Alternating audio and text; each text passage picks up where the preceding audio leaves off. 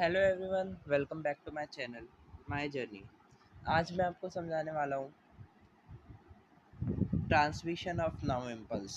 मतलब कि हमारा जो नाउ इम्पल्स है वो ट्रांसफ़र कैसे होता है वन न्यूरॉन एंडिंग से सेकंड न्यूरॉन पे।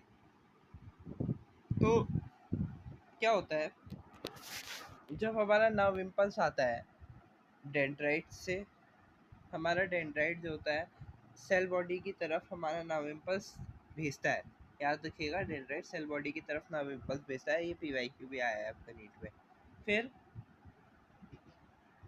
वो नाउ इम्पल्स एक्सॉन के थ्रू जाता है।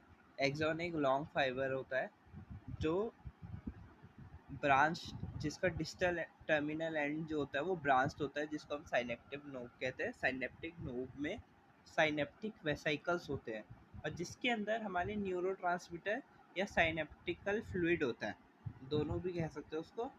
इसका नाम है एसिटाइल क्लोरीन। ये आपने लोकोमोशन एंड मूवमेंट के चैप्टर में भी पढ़ा होगा, एसिटाइल क्लोरीन। तो क्या होता है, जैसे ही इम्पल्स आया क्या होगा, एक्सॉन के टर्मिनल तक इम्पल्स आया।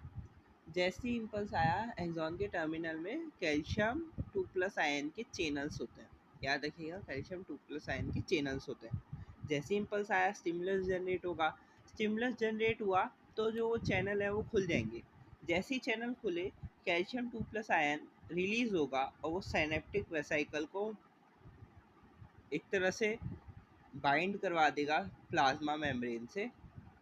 और वो जो है न्यूरोट्रांसमीटर रिलीज कर देंगे इन दी साइनेप्टिक क्लेफ्ट। साइनेप्टिक क्लेफ्ट क्या है, दो न्यूरो एक्सॉन के एंड पे दो एक्सॉन की एंडिंग है, उसको हम कहते हैं साइनेप्टिक क्लेफ्ट। ठीक है। तो अब क्या हुआ, वो जैसे ही न्यूरोट्रांसमीटर छोड़े गए, जो दूसरा पोस्ट साइनेप्टिक न्यूरॉन है, मतलब जो दूसरा वाला है, उसमें रिसेप्टर्स होते हैं। रिसेप्टर्स वो न्यूरोट्रांसमीटर को कैच करेंगे।